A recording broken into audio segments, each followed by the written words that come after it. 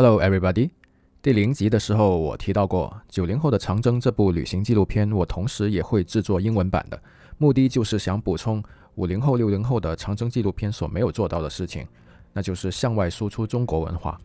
我们过去有很多的文化作品，其输出能力之弱，大家也是有目共睹，在知乎上已经讨论得非常充分和全面，我就不赘述了。究其原因呢，很多以前的作品，其目标观众根本就是对内而不是对外，又或者说是由完全不了解外面世界的主创人员来完成。现在网上有一种半开玩笑说，在文化输出方面，一个李子柒就顶10个。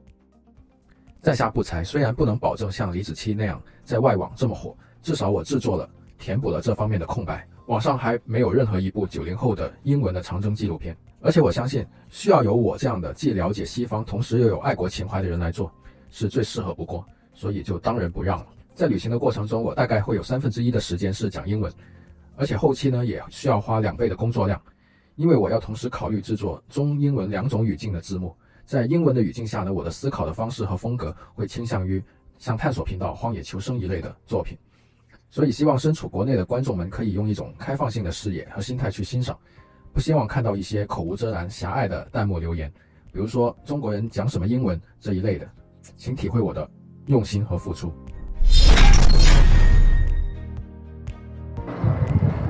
Let's get inside. First National Soviet Congress was convened here. Let's take a look at their bed, which is also similar with the setup we saw yesterday. 中华苏维埃共和国临时中央政府旧址，可以说是今天国务院的前身。1931年11月7日，中华苏维埃第一次全国代表大会就在这里隆重召开。这次会议就性质上来说，相当于今天的全国人民代表大会，因此可以说这里就是全国人民代表大会的发源地。出席大会的代表一共有610人，这610名代表是自下而上选举产生，代表成分大多以工人、农民、士兵为主。Here is another really famous site. They recreate a bomb here, represent the true scene back to 1933. While living in Yeping village, Mao often read books and newspaper just under this rock, right? One day in spring of 1933, when Mao was working here in the house which he lives in here, accidentally sticking in this old tree. Destiny, we should say destiny. He meant to, help the Chinese people, to free the Chinese people and to, create a whole new republic country. So that is some of that help people to increase this type of thinking. A lot of people died in bomb. One aircraft fly over here and it drops 1,000 of bombs and maybe 20 people died, but not Mao. So yeah, that will help to create the myth of of this religion kind of thing. Now we are walking into the Mao's old house. He lives here for 3 or 4 years. Here is the kitchen. And here is the medical room, military secret department or something. Yeah. Give you a general idea that how many departments or how mature that temporary government it is at that time. 我在群里发一下哈。叫什么名字啊？叫什么名字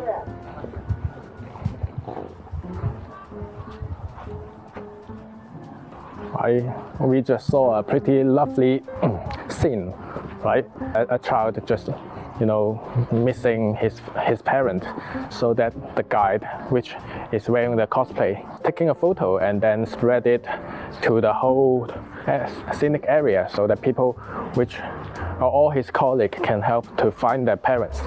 So I guess he will be the kid will be pretty safe in this area because, once we Chinese people walk into a so-called red site, a historic site related to the origin of this country, people will suddenly become sacred, will become more respectful, will become a more higher moral standard than they usually live. That maybe tell us some story. Because at that time, people have no education and no knowledge. Maybe 90% of the people doesn't know how to write. So back to the day, they start a department called some kind of education department, but they're helping the people to get some basic science, right? Since for example here they are talking about the farmer, how to kill the insect to increase the production of the agriculture. You see here is the mouse young photo.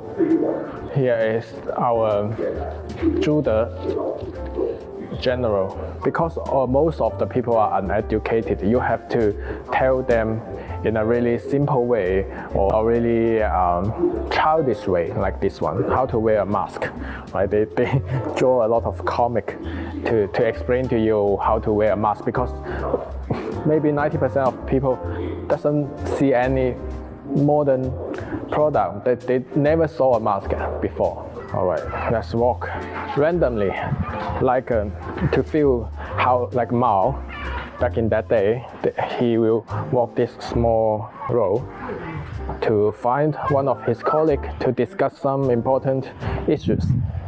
So let's walk like this.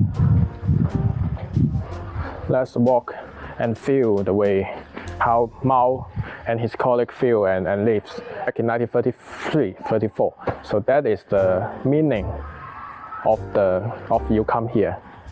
Right here we can see another really small museum. Let's go. From here, always from the left.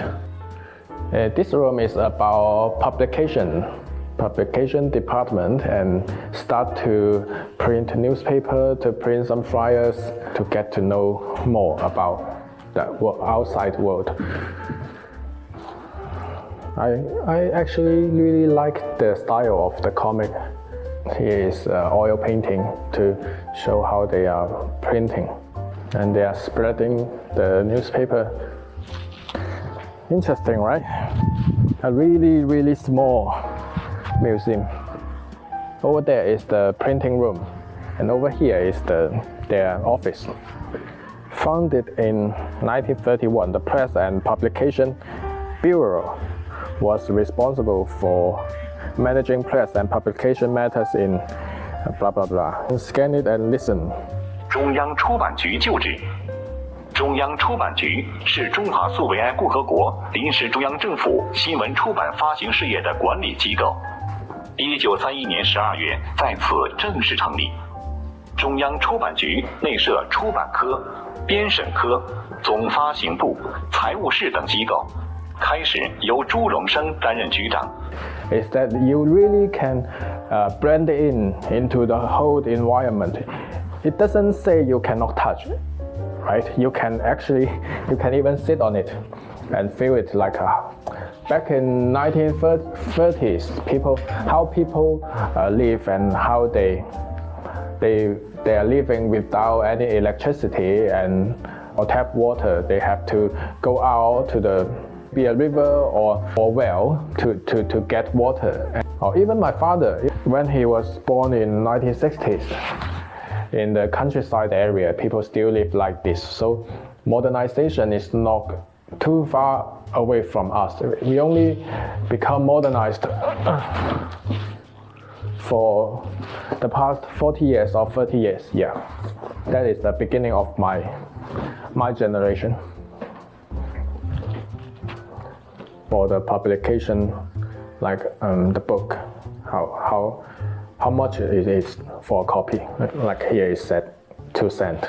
It's really interesting. The whole arrangement of the buildings is, I don't know.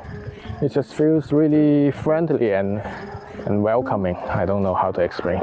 Like if you time traveled back to 1930s and you are actually a colleague of Mao, you can feel like you are walking through here from his bedroom, from his house to all other government department to discuss all the important issue of this temporary government. So here is another department, what is called the Political Protection Bureau is the highest leading. 中华苏维埃共和国国家政治保卫局旧址。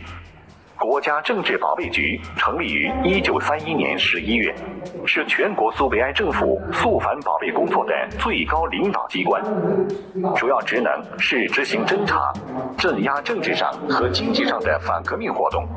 它的内设机构有侦察部部长，由国家政治保卫局局长邓发兼任；红军工作部部长李克农。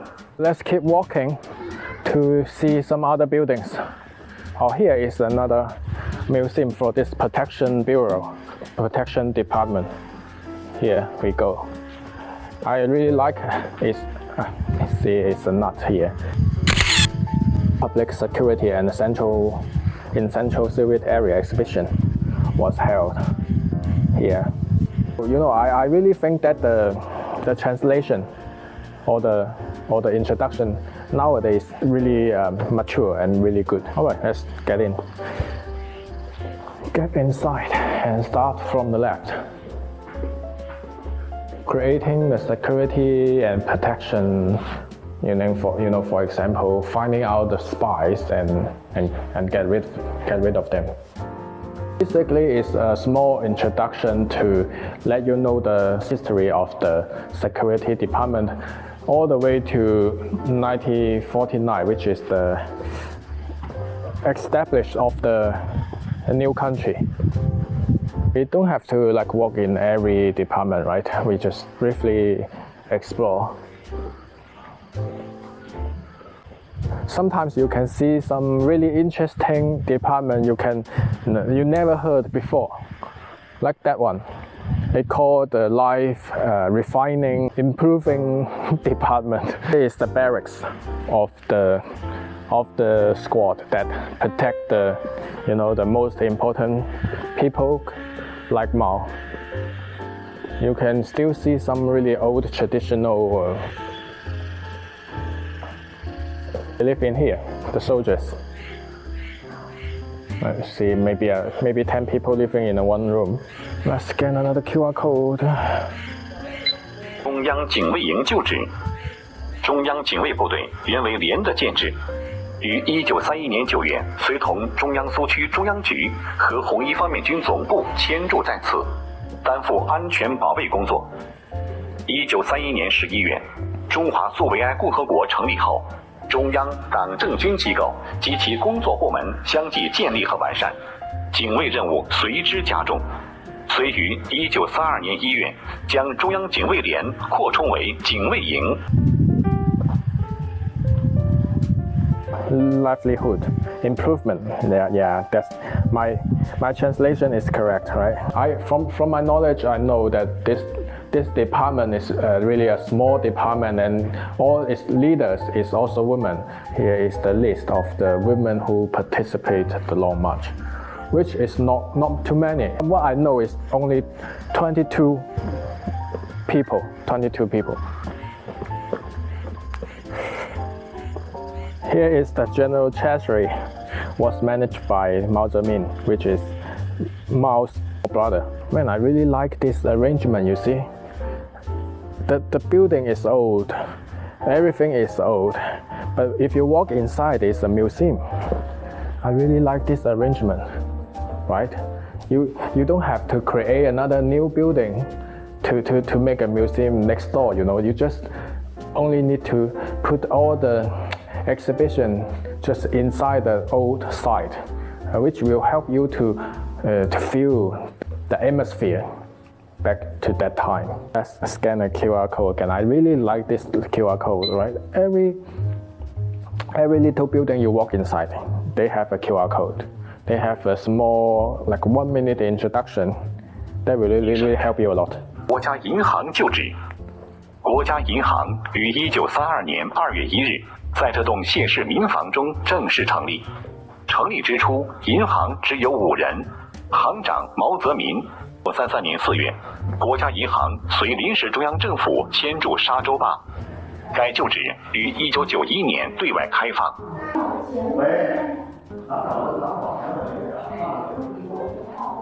不是，没懂我的意思。我说哪一款是蓝猫？本来不不要弄皱了，轻轻的，蓝色的最好。但是它也是放上去，不要动哦。钱纸币。好，可以了。现在都去拿那个白色的包，轻轻的按着。那按下10块钱的。稍微点力一些，宝贝。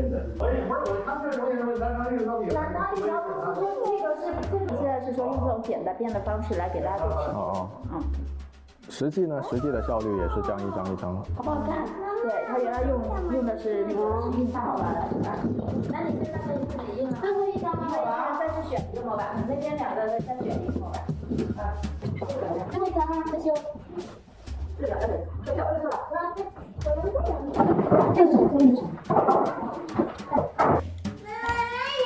你是自媒体是吧？对。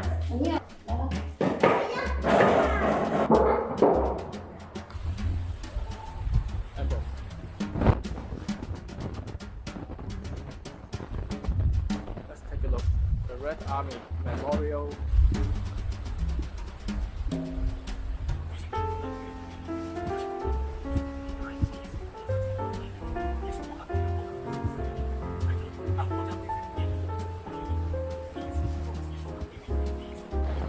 Lô Phủ, a.k.a. 张文天、黄稼祥、